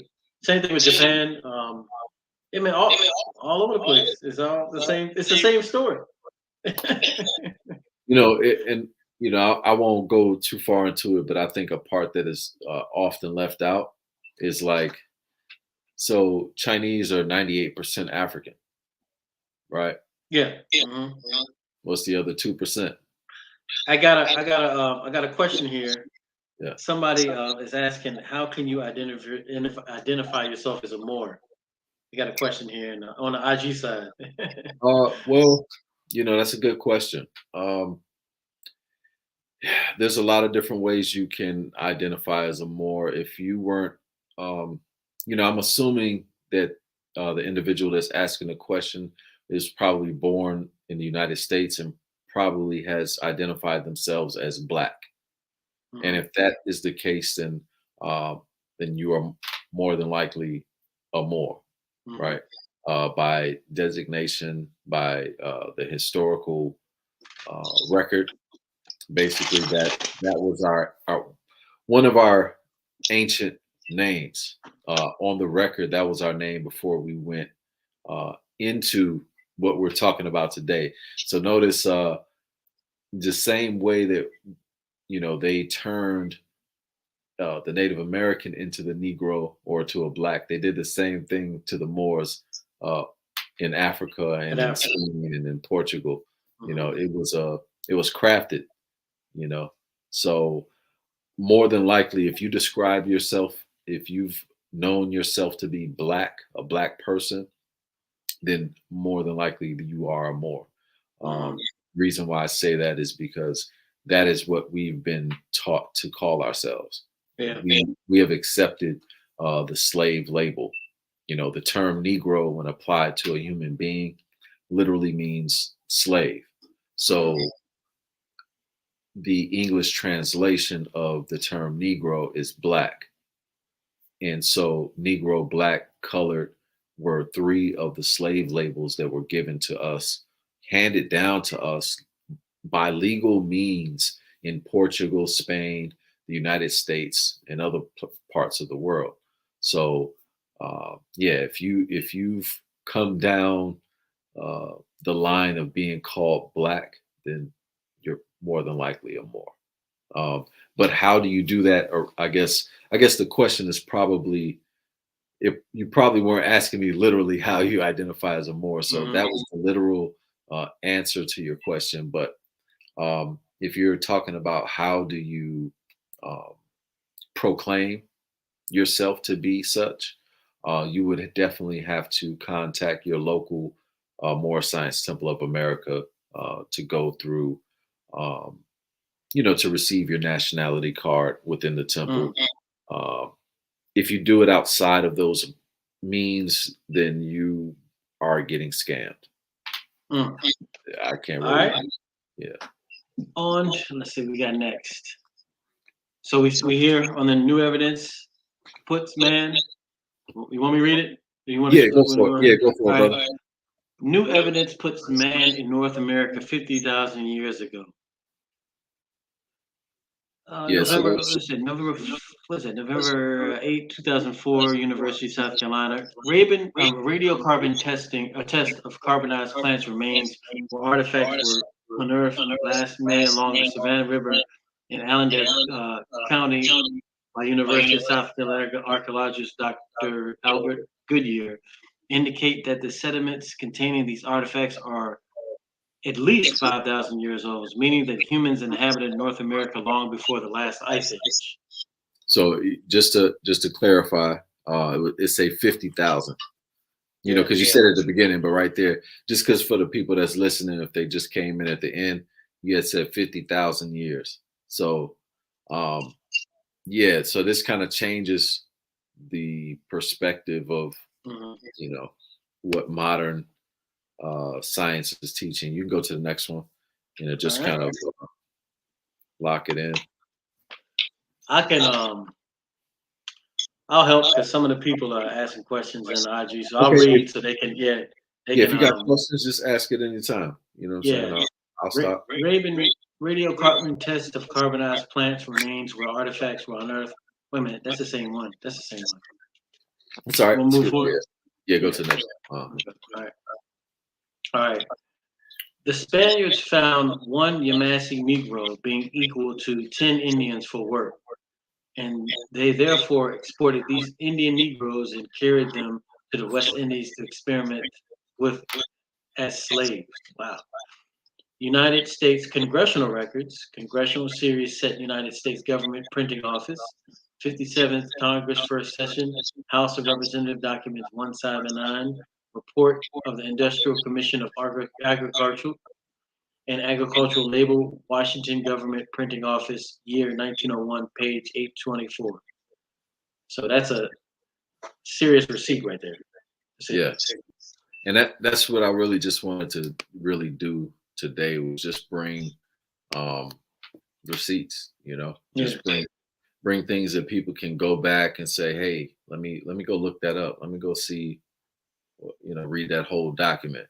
See what Pleckert was really, see what kind of legislation Pleckert wrote. What, because this stuff is pretty it's pretty serious. So I'm glad you asked me to address this.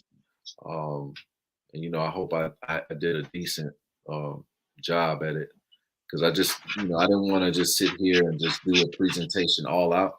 I kind of wanted to open it up and just kind of let it flow a little bit. So I hope it did do that. The last two slides aren't really necessary for this presentation, but they did deal with Noble Drew Ali's perspective in regards to the indigenous people here and the connections, some of the connections. So this is the first one is chapter 45, the divine origins of the Asiatic nation. And it just goes into, I won't read the whole thing, but what I will do, I'll just come into this little part here, because it, I will read it just for the record, you know what I mean? So the divine origin of the Asiatic nations, the fallen sons and daughters of the Asiatic nation of North America need to learn to love instead of hate, to know their higher self and lower self. This is the uniting of the Holy Quran of Mecca for teaching and instructing all Moorish Americans, etc. The key of civilization was and is in the hands of the Asiatic nation, the Moorish, who were ancient Moabites and the founders of the holy city of Mecca, the Egyptians, who were the Hammatites and are the direct descendants of Mizraim, and the Arabians, the seed of Hagar, Japanese and Chinese, the Hindus of India, the descendants of the ancient Canaanites, Hittites, and Moabites of the land of Canaan, the Asiatic nations of North, South, and Central America, the Moorish Americans and Mexicans of North America, Brazilians, Argentinians, and Chileans in South America, Colombians, Nicaraguans, and the natives of San Salvador in Central America, etc. All of these are Muslims. The Turks are the true descendants of Hagar, who are the chief protectors of the Islamic creed of Mecca, beginning from Muhammad I and the founding of the uniting of Islam by the command of the great universal God Allah. And that was kind of one of the breakdowns. Is one more. Let's see. I think that I'm happy you read that, because I think people actually need to go back to our original presentation that we did. Like the one cat on here was asking questions about, how can you identify yourself as a Moor, etc. And I think if you go back in the archives of Polka Dot Rabbit podcast, me and Dr. Hernandez-El, Hernandez-El, he went into great detail of that topic, and he talks about that in great detail, just like he did today. So if y'all see that, go to the Polka Dot Rabbit podcast, and you go back. I think on YouTube, you go back and look for us on there, because he goes deep, heavy into that specific topic and more. You know what I'm saying? He went on that one, and he got receipts too. So yeah, indeed. And so did somebody else have the same question, or you were just touching back? Well, no, just piggybacking that pretty much. Sure, indeed. People say they like your Egyptian background. Oh, indeed. Good thanks. Well, let's think about mine. It ain't Egyptian. My wife, man, she buys these beautiful I forget what they're called, but we have several of them. We have them all over the house in different rooms. Are they cloth? Yeah, it's like a cloth. It's like, I don't know. It feels like silk, but it could be polyester. I'm not exactly sure the exact. Uh, but it's nice. Yeah, it's nice and smooth. Yeah, it looks tight. I like it. Yeah. But are we going to the next one? Yeah. We could touch Okay, on the want me next to read one. this one? Want me to read? I'll knock it out since it's the last one. Okay. All And, right. I won't. I don't put you on too much too much work. So this is chapter 47 in the Circle 7. Egypt, the capital empire of the dominions of Africa. The inhabitants of Africa are the descendants of the ancient Canaanites from the land of Canaan. Old man Cush and his family are the first inhabitants of Africa who came from the land of Canaan. His father Ham and his father and his family were second. Then came the word Ethiopia, which means the demarcation line of the dominions of Amexem. The first true and divine name of Africa, the dividing of the land between the father and the son. So this gets into that's kind of cryptic. Like you kind of have to like know some other history and the history of Ethiopia, the term Ethiopia, To make that means connection. yeah. So, but anyway, the dominion of Kush, northeast, southeast Africa, and northwest and southwest was his father's dominion of Africa. In later years, many of their brethren from Asia and the Holy Lands joined them. The Moabites from the land of Moab, who received permission from the pharaohs of Egypt to settle and inhabit northwest Africa, they were the founders and are the true possessors of the present Moroccan Empire, with their Canaanite, Hittite, and Amorite brethren, who sojourned from the land of Canaan, seeking new homes. If you can get that last paragraph for me. I don't know why it looks like that. Their dominion and habitation extended from northeast and southwest Africa, across great Atlantis, even unto the present North, South, and Central America, and also Mexico and Atlantis Islands. Before the Great, let me see if there's another one after that. Yeah, that's pretty much it. Yeah. So the last slide, I was just giving just a slight breakdown to or even a link that people can look at, because the Atlantic Ocean used to be called the Atlantis Ocean. Mm-hmm. So being that the document that we were just reading from is almost 100 years old now, he was still using that terminology in the 20s, the Atlantis Ocean, so instead of the Great Atlantis, Great Atlantis. The old maps used to show Atlantis as the Atlantic, what's known as the Atlantic today. So I just wanted to touch on that just to give people, some kind of reference to that being the case, at some point in history before it was known as Atlantic, it was actually known as the Atlantis Ocean. Gotcha. But yeah, if you got any questions, brother, we can go in. But that's the end of the slide presentation. Those are all the slides. No. That there, you know what I'm saying? That oh, let me ask you. Somebody's asked me a question. I got these from Dreamy Beads, and I got this from they asking other questions. So I got these from Dreamy Beads. But anyway, no.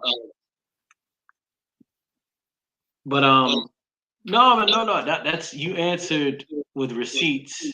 You laid a solid foundation, just like I asked, for people when they go back, they can actually go back, see the information you gave, and kind of research and go from there. Because at this point, we got to keep on putting this information out there for people that are really trying to get it. You know what I'm saying? And present it to them properly. With no bias, with no no other fluff, no scam, no alternative motives, no negativity. Just just like you said, this ain't coming from Dr. Hernandez. You know what I'm saying? This is this information. Look at it, see what you got, and keep it rolling. You know what I'm saying?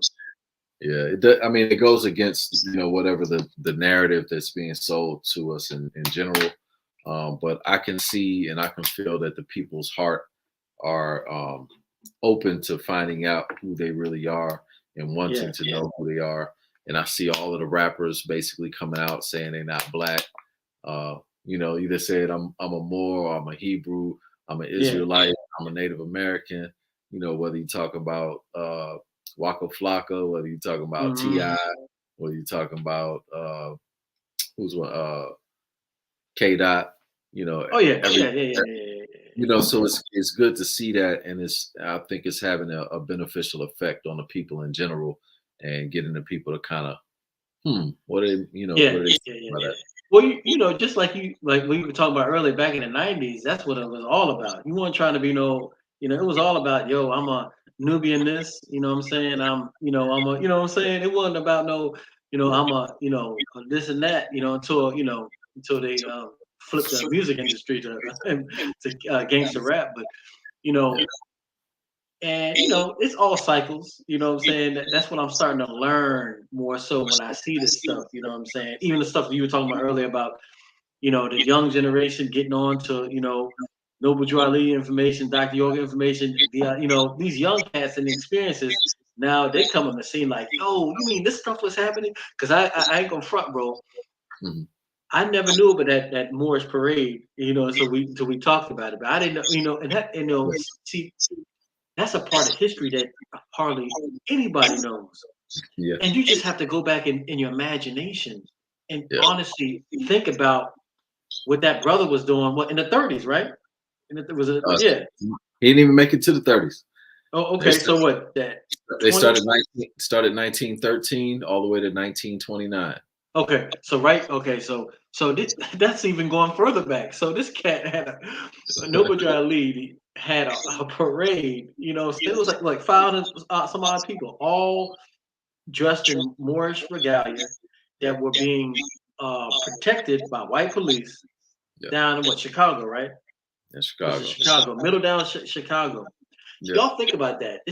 He just said it was after the 30s, so it's still in the late 20s. You know what I'm saying? Yeah. And again, going back to everything we said earlier, this is history that's connected to everything we talked about now. That's right. And even further back, going back to connected with our previous conversation, our previous presentation.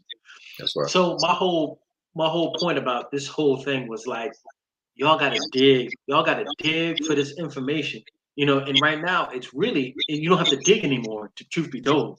You need to, it's not hard to find anymore. For us, you know what I'm saying, we had to do some digging, you know what I'm saying? We didn't have the internet. You can press a couple buttons and then the whole, all your answers of the universe, all the answers you want are right in front of you. You can just download them, you know what I'm saying? Nah, man, we had to read books, listen to tapes. I used to spend time in the Auburn Research Library on the second floor in the microfiche, running through that microfiche, printing out everything. Y'all lucky, man. Y'all got it. All y'all can do is just press a button. Y'all got it. Go down downtown Peachtree Street to the Peachtree Library, and you go to the 5th floor. That's the research floor. That's where everything was. That's all where the info. I found a lot of stuff that I didn't even touch on, but when you get into the Native American story, especially here in Georgia, they start getting into the land lotteries and the gold lotteries. Because the first place they found gold was I just actually found this out this past weekend, was in Villa Rica. Oh wow. Rica, rich. That's right. House. That's the house. House of Riches. Yeah, right. It's Spanish, right? The House of Riches. Yeah, House of Riches. Yeah. Yeah, man. And, what's going on? The TikTokers are waking up. they blowing up this joint right now. Sorry we couldn't connect Dr. Hernandez on. We're gonna get it next time. We're gonna link it all up. But this whole lecture today, the presentation we had, is on. If you click the link on my YouTube page, of course, like and follow this. If you click there, the live stream is actually going on YouTube right now. But the brother today, he had a presentation called "We Came Before Columbus," and he used a lot of historical facts, just talking about the native and indigenous people on this land and how they were of African descent, or deeply melanated, you know, coarse hair, woolly hair, if you want to call it, and you know, and and also, you know, he pushed in the connect. He tied in the connection of the Moors as well. So if y'all want to hop over there, you know what I'm saying, we're gonna try to, you know. Oh, you just saw, yeah. Somebody just said they just saw that. Uh, but but yeah, that's the whole thing. He's Y'all have any questions out there? You know what I'm saying? Because he's you ask some questions, you talking to the right man, and you know I can relay I can relay that information to him. You know what I'm saying? But that was the main thing, and it was a very well nice presentation because he wasn't trying to all put in, oh, this is how I feel. This is so and so. Nah. He just came with actual facts after actual facts. You know what I'm saying? And, you know, and that's I would have to say that the scholars that we were groomed by, that's the way they ran with it. You know what I'm saying? You got to come with receipts. You got to the scholarship. You know what I'm saying? You know, that's one of the main reasons I really liked. I didn't know till now, like, you know, more I listened to it. Bobby Hemmett, because Bobby Hemmett was already like, yo, he was just like, look, I told you that was my thing. oh, that's right. Yeah. And Bobby, man, you know, as far left as he might want to go with the topic, he always was like page 46. Yeah, exactly. Page 219, and in this he go run to the bag and go get the book. Exactly. In the book. Mm-hmm.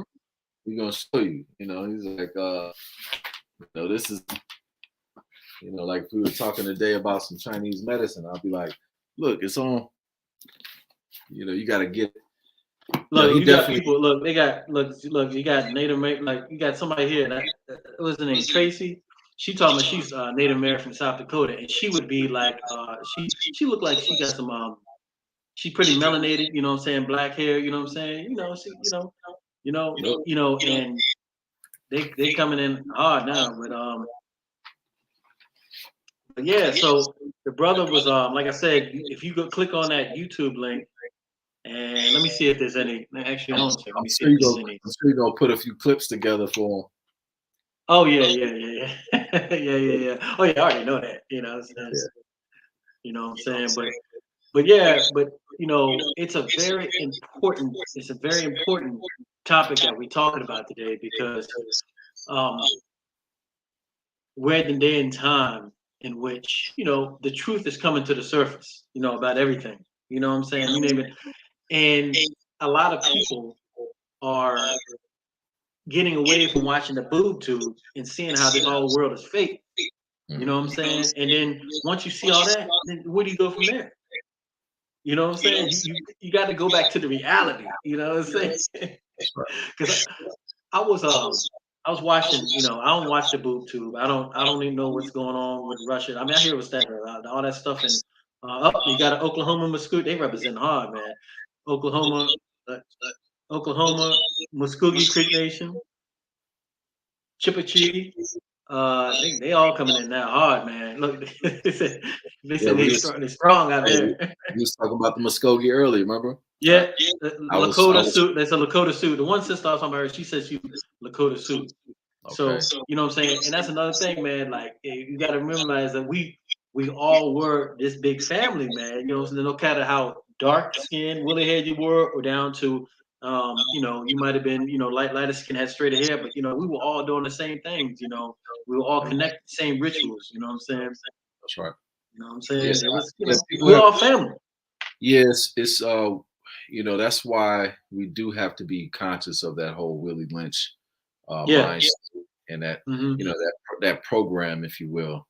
A lot of people will go into the debating of whether or not Willie Lynch was authentic or not, or person or not. Regardless if it was or if it wasn't, the concepts that are expressed and that science that they are talking about acting on has definitely been acted on and has been activated within our people, within our people's consciousness, and that is a spell that has to be broken. You know, if the people haven't read it, please read it. Don't take it as a joke.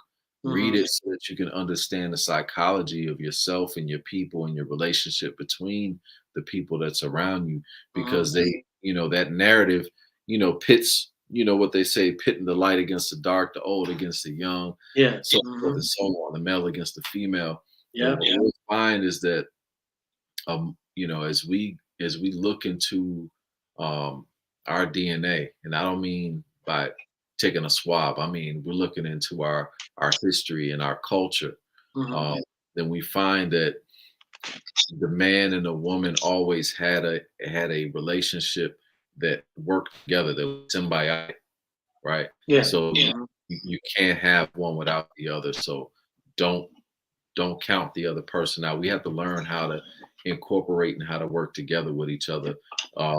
You can't get caught up into, I watch, you watch 105.1 The Power, and you got Charlemagne and what's his name going back and forth with all of that light skin, dark skin. Talk.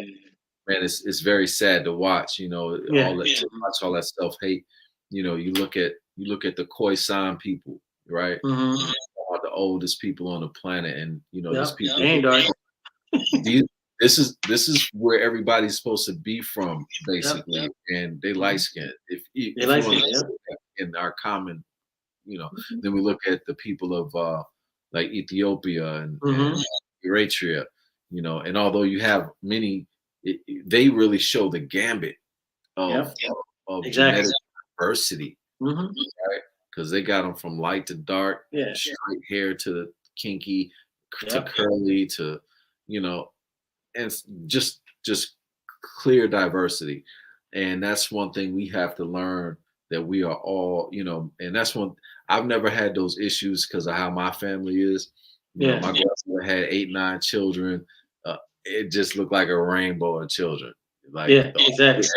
Everybody's like a different shade. It's like, but it's all brothers and sisters. So they don't have that issue. I didn't grow up with that issue, and I feel a way. I feel empathy for the people who are dealing with that, and I hope and I pray that they can work past that.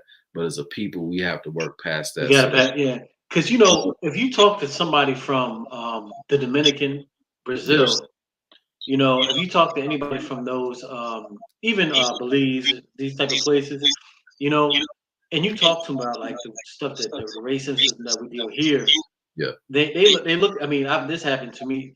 Probably 30 times since I've been traveling the world. They look and say, we don't have that problem because that was all people all in our family. Yeah. You got dark, Negro, to Blanca, Blanco. You know what I'm saying, and everything in between. You know what I'm saying. So a lot of people don't, in certain areas, they don't have those issues. Not even though society might put on the issues because of like white supremacy, global white supremacy, but they don't have that issues inside of the family. That's right. There was a daggone show I was watching, like a kid show. It was a Disney movie. I think it was one of those movies, right? But it was like based in somewhere. I think it was South America. I know one of y'all know what I'm talking about. I think Encanto. That was the name of it. Encanto, right?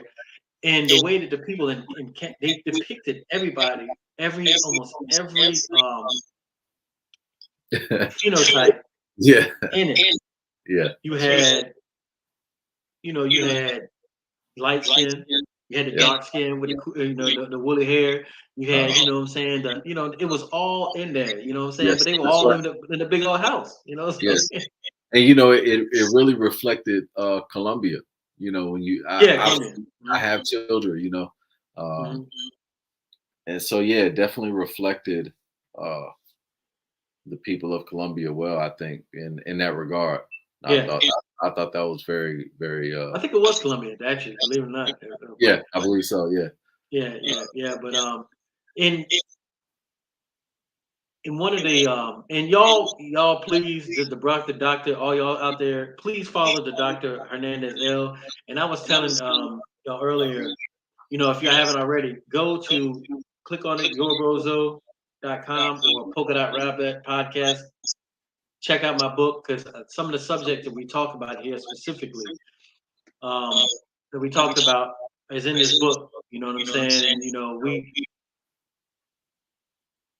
this this information that we're putting out here, also a lot of information that he does when he's sharing different podcasts, is very, very important and uplifting now. You know what I'm saying, for us in this day and time. Because I literally talk about seeing Dr. Ives Van Sertima in Richmond, Virginia, where I'm at right now.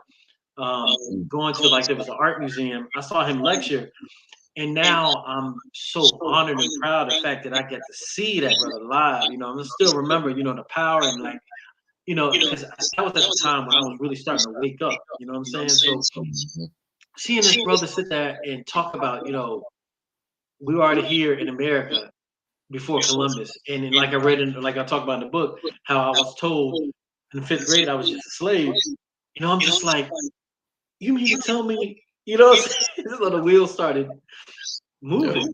You know what I'm saying? The wheels started moving, and just like, you know, but shout out to real talk, shout out to all you Native Americans out there. I see y'all, you know what I'm saying? You know, Native, I don't care as dark as you, like we said, it's dark Native Americans that look like me. Down there might be lighter skin, than the brother Hernandez. We all Native, and that's our whole point. That, you know what I'm saying, we really, I'm gonna say this. Hey, Dr. Hernandez, you can kind of talk about this after I say this, but it's very important that we get back to our indigenous ways in culture. That's the only way we're gonna get out of this. One of the only ways we're gonna get out of this mess. Talking our own language, you know what I'm saying, doing our own rituals, you know what I'm saying, getting connected with our own, you know, our own ancestors and etc. Because from what they're giving us is the exact opposite of what we need. We need to come back home. Come back home. You know what I'm saying? Come back home. Well, go ahead, brother. You want to kind of build on that? Hey, you're right. You know, I agree 100%. You definitely, if you're feeling it, definitely just follow poke out rabbit. You know, go down that rabbit hole. You know, you know, not all rabbit holes are definitely fun to go down, but when it comes to your history and your lineage, you know, go as far as you can go. Go as far as your research will take you, because it's worth it. It's worth it to get to, you know, in our tradition, in a more science temple, it's all about know thyself. So getting to know thyself is getting to know your history, getting to know your foreparents and your ancestors, and the greatness that they have left a legacy of. You know, whether it be in Africa, whether it be in the Americas, whether it be elsewhere in the Caribbean, etc. You know, our greatness is it can't be contained to one continent, and people shouldn't try to put themselves into a position of some other people. If that's not your story, it's not your story, and you shouldn't be upset by that. You know, it's really that simple. You don't have to pretend to be something that you're not.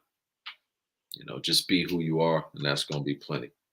You know, whether you're indigenous to this land, whether you're indigenous to Africa, you know, indigenous people have to, you know, come together, and they have to support each other.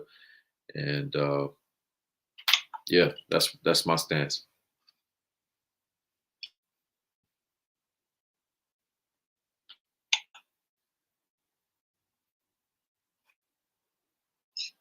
So I lost you to set you back. Okay. It looked like I was still on your the other program. Did you already shut that down? No, it's still on StreamYard. I still see you on the stream. Yeah. I'm back.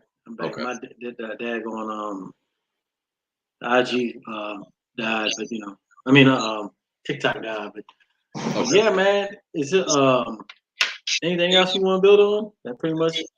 Oh man, no, I'm good unless you got any questions or something you want to touch on. No, let me see. I don't see no other questions out there now since the TikTok world died on me. But yeah, man. So you know, we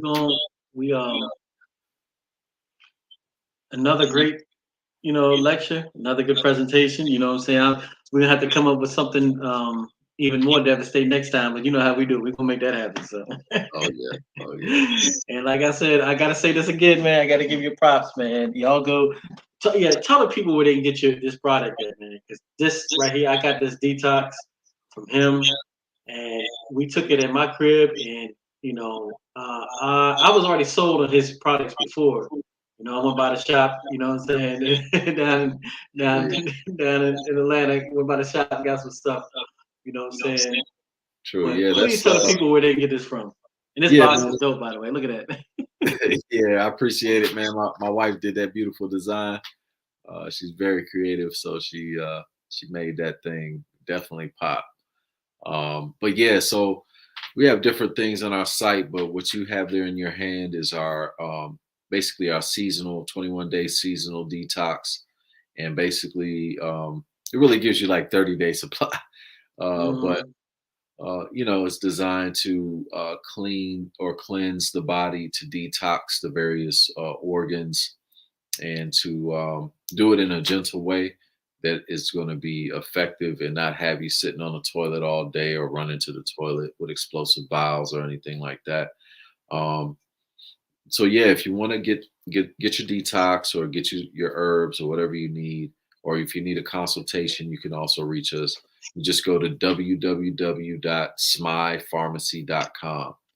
Smy Pharmacy is spelled SMAIPharmacy.com. SMAIPharmacy.com. Do it a third time. Smy Pharmacy. SMAIPharmacy.com. Smy basically it means peace, it means union, but it stands for Sekhmet's Medicine Awakens Imhotep. So that's the SMAI. Sekhmet's Medicine Awakens Imhotep. And pharmacy, of course, we have a small farm here in Atlanta. So we actually grow some of the herbs that we sell. And so instead of using the pH, because we don't do any pharmaceutical drugs or anything like that. So we're herbalists. I'm a naturopathic doctor. And so we provide fresh herbs from our farm. So we spell pharmacy Pharmacy. But yeah, if anybody needs to contact me or get in contact with me for any reason, you can reach me through that site. Feel free to any time of day. If you do it after night, don't call, after 9 p.m., don't call. But you can still order stuff, if you know what you need to get, you can do that. But yeah. Yeah, man, I had to get that shout out, man, because I told Dr. Hernandez earlier, man, look, I think this detox goddamn shot some walk-ins out of my ass, you know what I'm saying? Some of them negative traits I was doing, some of the things I shouldn't have been doing, they woke some kick some entities, some nasty habit entities, I should say, out of me. You know what I'm saying? Real talk, and I'm being dead serious when I say that. But you know what I'm saying, some things that weren't what do you say, beneficial. You know what I'm saying, health wise. You know what I'm saying. This detox literally was a catalyst of me realizing, all right, man, I ain't gonna help you. That gotta go. You can't be eating this. You know what I'm saying? Blah blah blah. So. Yep. I appreciate you again, Doc, man, and we're gonna have to find out what our next topic is, and we're gonna just let me know, man. If something comes up, I got you. It's no worries. We'll make it happen. All right, we out of here then. We doing that. We almost here like doing the Bobby Hemmett hour. We on the Bobby Hemmett time frame now, man. That's right. About to go 3 hours, but that's all right. You already know how we do, so it's all good. Yeah. So all right, y'all. All right, peace, family. Until next time.